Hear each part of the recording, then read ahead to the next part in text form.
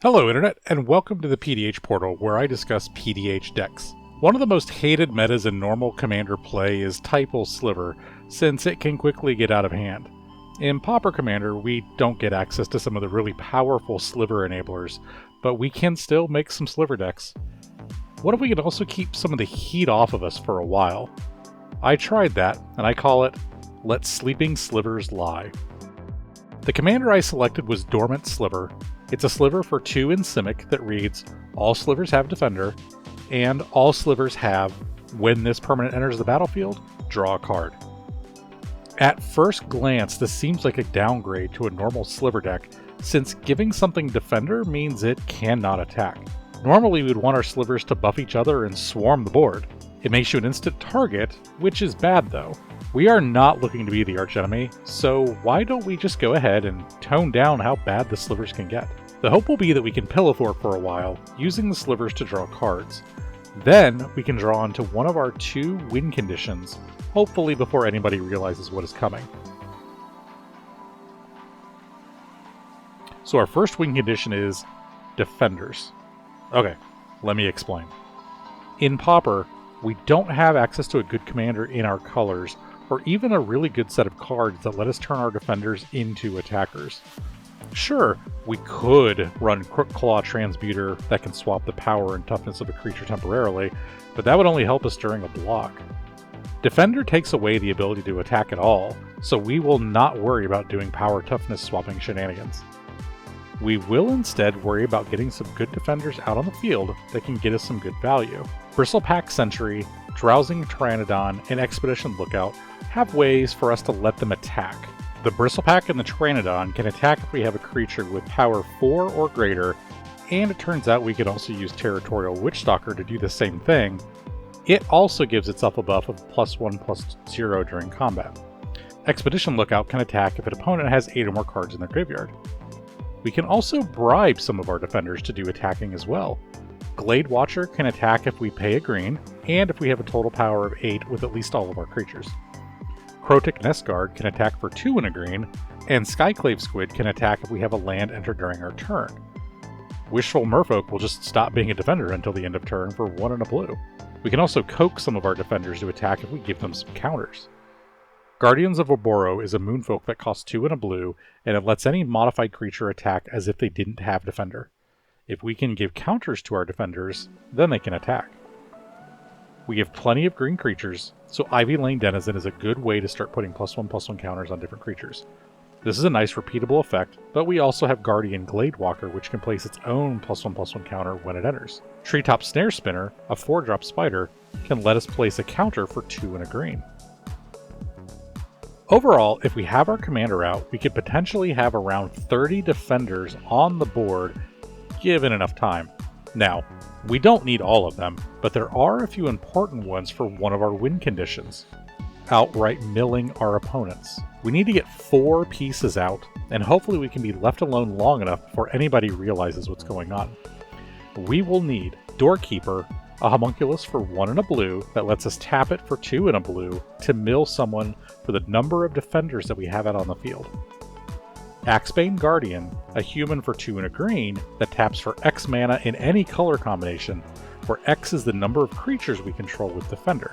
Galvanic Alchemist is a human wizard for 2 and a blue that has Soul Bond, which grants another creature pay 2 and a blue, untap this creature. And finally, Freed from the Real, an aura for 2 and a blue that gives a creature the ability to tap or untap for a single blue. We put Freed from the Real onto the Axebane Guardian, which gives us infinite mana as long as we have 2 defenders on the field. Axebane can generate at least 2 mana, with one of those being blue, and that blue mana can then be used to untap the Axebane Guardian. We'll need to do something with that mana though, because infinite mana does us nothing if we can't cast it. Doorkeeper requires mana to tap to mill someone, and when soul bonded to Galvanic Alchemist, can then turn around and untap itself.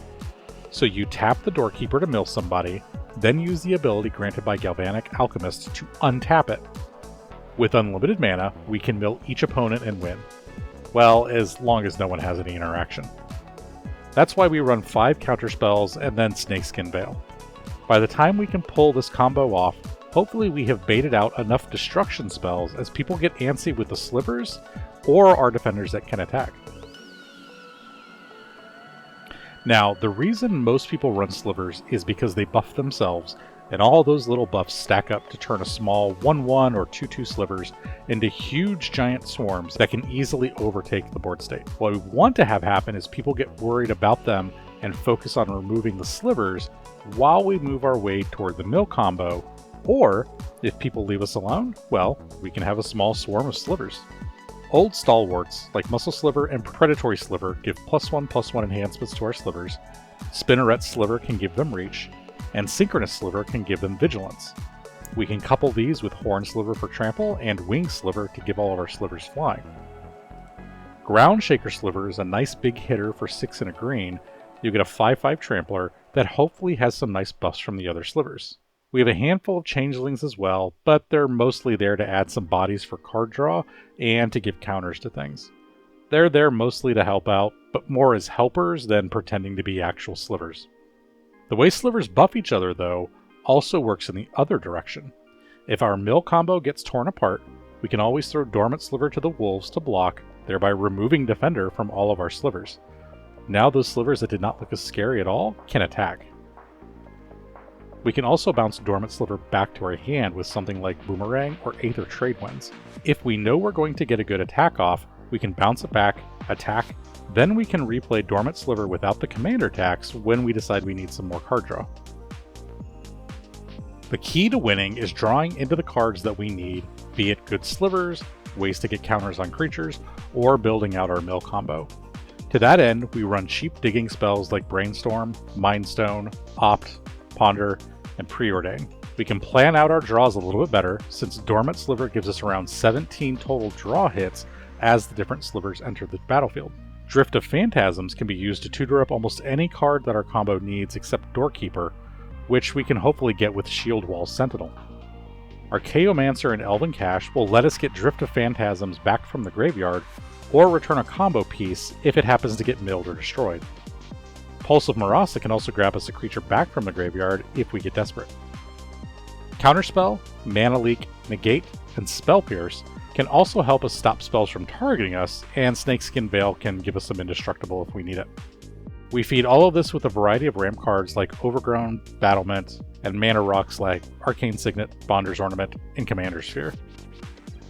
Don't be suspicious. Don't be suspicious. Don't be suspicious. Don't be suspicious. Don't be suspicious. I think that Dormant Sliver is a great little commander that doesn't see a huge amount of play, as it only has around 24 decks at the time of this recording.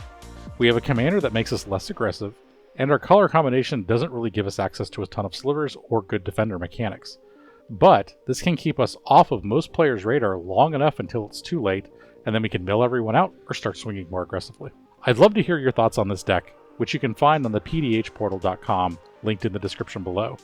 If you have any interesting ideas for decks, please leave them in the comments, and check out the website, thepdhportal.com, if you want some other ideas for decks. Goodbye, Internet. Hello again, Internet. Thanks for watching this video. If you enjoyed it, please give it a like. And if you have not already, why don't you go ahead and subscribe? The button's right there below the video. It greatly helps the channel, and it lets you know when new videos are posted.